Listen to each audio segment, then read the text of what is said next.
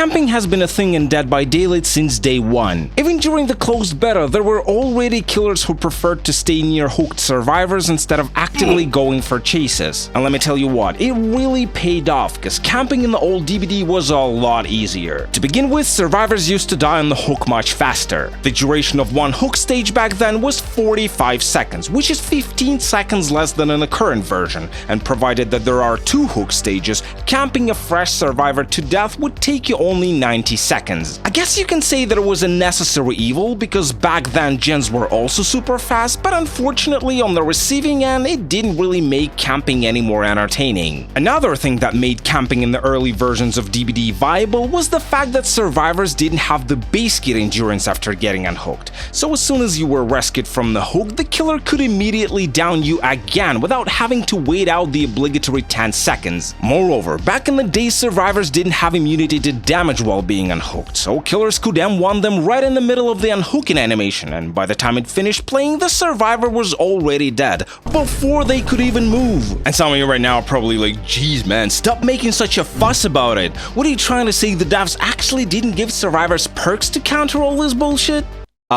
Well, yeah, that's exactly what I'm trying to say. In the release version of Dead by Daylight, survivors had only 25 perks, and none of them directly qualified as anti-camp or anti-tunnel. In other words, no off-the-record, no decisive strike, no borrowed time, and no even kindred. So basically, your only chance to survive a dedicated camper was if you had decent teammates who were ready to take 3 million protection hits for you, and possibly even die for you. But even the sweatiest and most skillful survivors were absolutely helpless when they were up against a very specific type of campers known as face campers. Even though this term is still circulating in the community, in the context of the modern Dead by Daylight, it doesn't really mean anything, because the face camping mechanic officially died about 6 years ago. However, during the first 2 years of the game, it was actually a pretty powerful tool, using which killers could make it absolutely impossible for survivors to interact with their teammates on the hook. The thing is that originally, in order to unhook someone, you were supposed to be standing right in front of the hook, a little to the left or to the right, and the game wouldn't even display the unhooked prompt for you.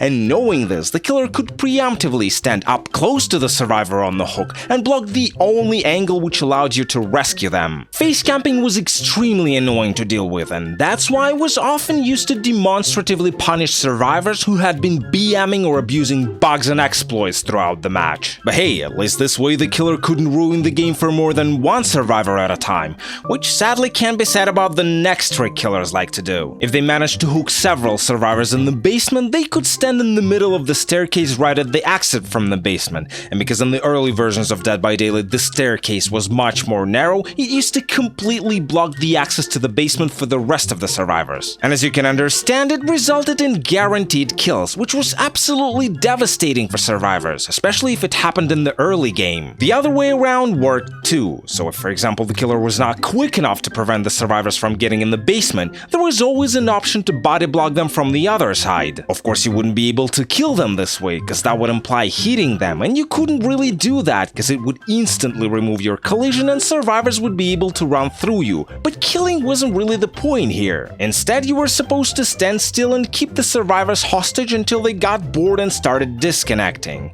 I once had a game where a pig kept us in the basement like this for about 40 minutes. All this made survivors start looking for ways to counter camping. The first thing they came up with was the so-called hook gymnastics. That's when survivors on the hook quickly spam the self-unhook animation, indicating that the killer is somewhere near and that it's not safe to go for the rescue. And don't get me wrong, it was a very smart idea, but in practice it barely worked, because there were always people who thought that by swinging your arms on the hook you were actually asking them to come closer. From my personal experience, unless you were 100% sure that all survivors in your lobby interpreted hook gymnastics the same way, using it was pretty much pointless, because all it would do is just cause confusion. Then survivors tried a more radical approach, and namely, instead of messing with campers when one of their teammates was already on the hook, they chose to physically deny them the ability to hook anyone by getting rid of all hooks on the map. And I don't mean getting rid as in temporarily, oh no, I mean removing them from existence for the duration of the entire match. The thing is that up until patch 1.5 5.0, hooks didn't respawn after survivors broke them,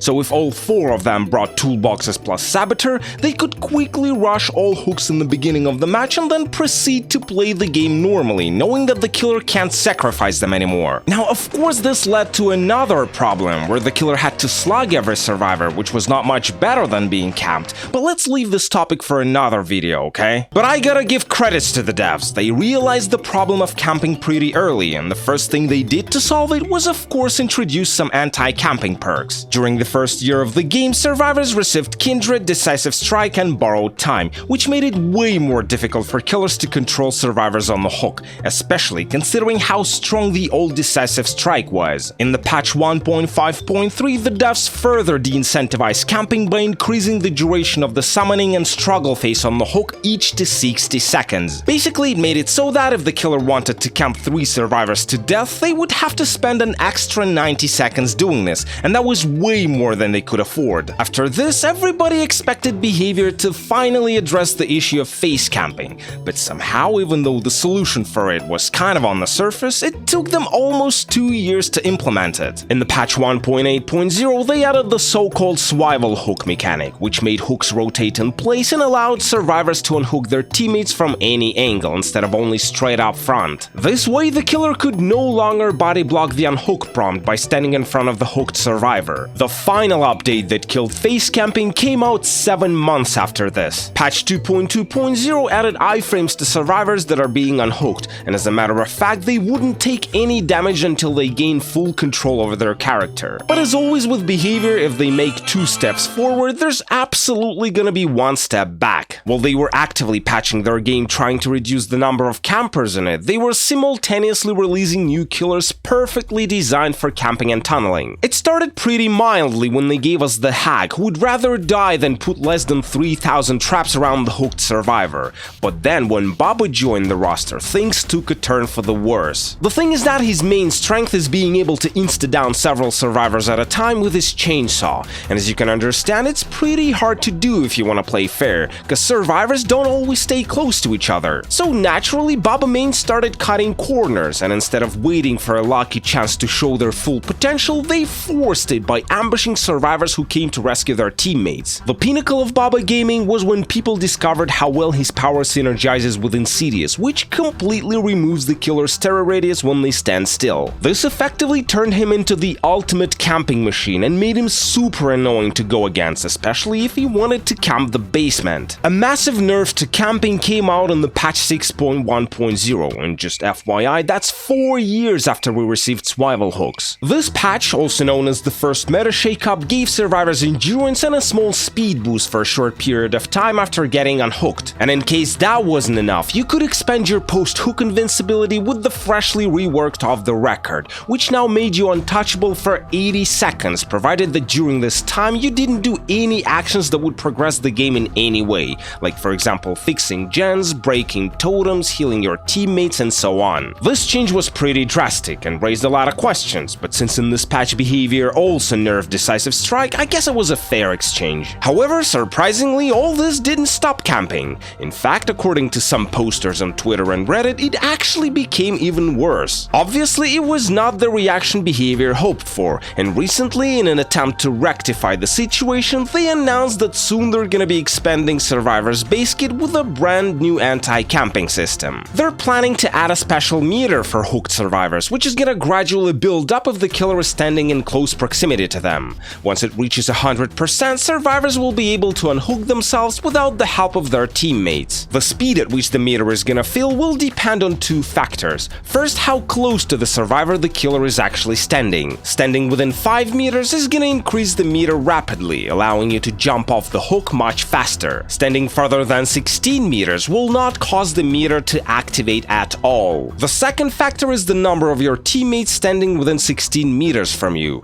The more of them are gonna be hovering around you, the slower the meter is gonna be building up. The craziest part about it is that all this is also gonna apply to survivors in the struggle phase, and that's absolutely unprecedented, because before, survivors have never been able to rescue themselves when being on the last hook. But don't get sad, fellow campers, not everything is lost, because this mechanic is gonna completely deactivate during the endgame collapse, so you will still be able to secure that 1 extra kill when the exit gates are open. Now, will this really fix camping? Well, I don't think so. It's simply gonna turn campers into proxy campers, which is arguably even more dangerous for survivors. Because with regular campers, they're basically throwing a match trying to kill one survivor, but proxy campers are much smarter. They're not making it too obvious that they're camping, yet they're still controlling the survivor on the hook while simultaneously keeping an eye on their teammates coming for the rescue. This way, they can intercept the dedicated unhooker early and potentially even down them before they can reach the hook, and at this point, they got half of the team paralyzed and someone else has to go for the rescue and run the risk of going down the same way, and that's how the snowball starts. Nevertheless, a lot of survivors don't seem to understand it yet, and they're prematurely celebrating their victory against campers. And boy, do I want to see the look of disappointment on their faces when this update finally hits the live servers and campers are still gonna be there. Of course, as always, after this we're gonna see a giant wave of tweets claiming that the devs are completely incompetent and that they have no idea what they're doing with their game, but the reality is quite the opposite. Behavior knows exactly what they're doing, and the reason why even after 7 years they still haven't removed camping for good is because they treat it as one of the core mechanics of their game. I know it's hard to accept, but Dead by Daylight was designed with camping in mind, and in order to change it, the devs would have to spend so much time and money, it would be easier to make a new game instead. So yeah, best you can do in this situation is to put up with how Dead by Daylight works and learn how to play around camping. And if you're not willing to do that, then maybe Dead by Daylight is just not your type of game and you should be playing something else instead, like, I don't know, Civilization 5, wink wink.